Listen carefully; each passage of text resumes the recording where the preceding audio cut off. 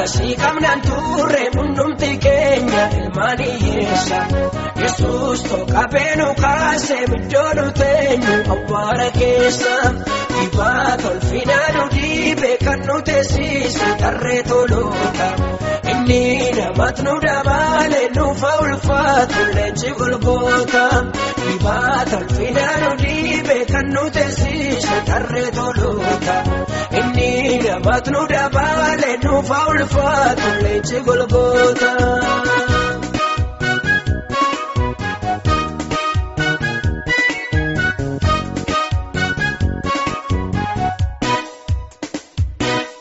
Yanuutu nu bira darbe moofarakkiina nurratti ilaale. Kunoo gooftaan keenya Yesuus qaawwa jireenya keenya cuqqaale. Saadinni nutti taate nurra tarsaase moofarakkiina. Olmaasaaf walitti achaane kottaan immoo galatan galchina. Maqaa akkasii qabnaan turre hundumti keenya ilmaan hiyyeessa.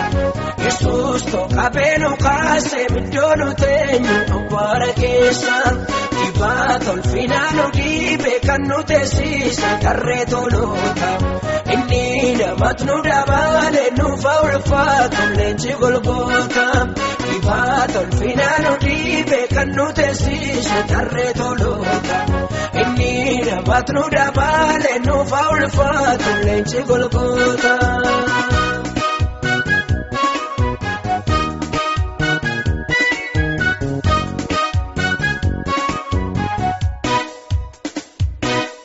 Firraada nu qabna turre mafaan duwwaadhaan kan nutti kuunu. Yommuu achi galagalu garuu dabarse kan nu gurguru. Abdii hundeen qabne kaa'uun wanta of harkaan qabne nu goyoomsu. Kunoo kan nuuf dhufeem Yesuus inni warra gaddeebi'oota koorsu. Maqaa akkasii qabnaan turre hundumti keenya ilmaan hiyyeessa. Yesuus tokkabee nu kaasee middoo nu teenyu awwaara keessa. Dibaata ulfinaa nu dhiibee kan nu teessise tarree toloota. Inni namatti nu dabalee nuufa ulfaatu leenji Golgoota. Dibaata ulfinaa nu dhiibee kan nu teessise tarree toloota. Inni namatti nu dabalee nuufa ulfaatu leenji Golgoota.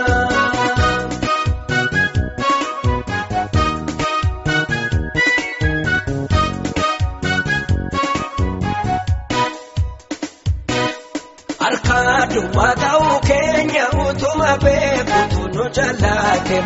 Akka nama mitiin gooftaan sibiiraan darbuun garaa jabaate.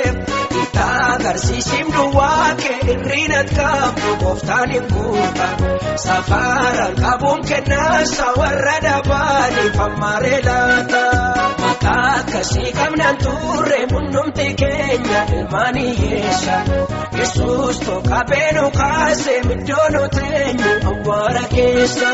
Dibaata ulfinaa nu dhiibee kan nu teessise tarree toloota.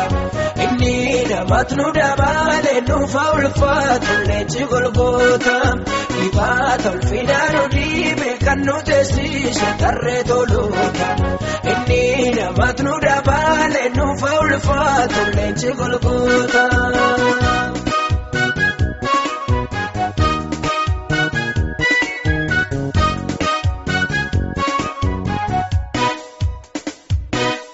Namni illee alaan ilaalee akka bakkee mul'atutti murteessa.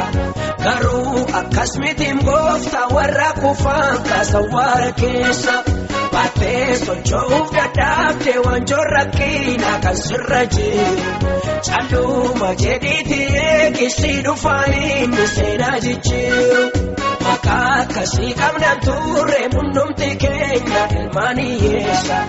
Yesuus tokkabee nu kaasee middoo nu teenyu awwaara keessa.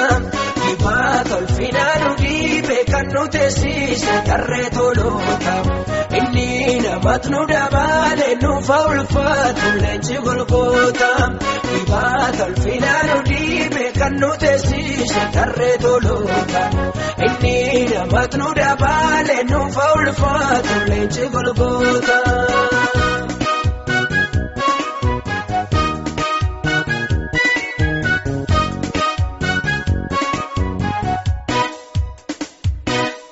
tarii arraa jirta laata teessee kan nuufnu himimmaan gaadha. Impoo iniitii jabaadhu gooftaa waa'ee keef waan gaarii yaada. Isaadini si qopheesse sirkaa fuudhee tottofoo dhiphiidha. Sidhaabuuf jiraan fuulaasaa si taasiseetu nama ulfiina. Maqaa akkasii qabnaan turre hundumti keenya ilmaan hiyyeessa. Yesuus tokkaphee nu kaasee middoo nu teenyu awwaara keessa. Dibaata ulfinaa nu dhiibe kan nu teessise tarree toloota. Inni namatti nu dabalee nuufa ulfaatu leenji Golgoota. Dibaata ulfinaa nu dhiibe kan nu teessise tarree toloota. Inni namatti nu dabalee nuufa ulfaatu leenji Golgoota.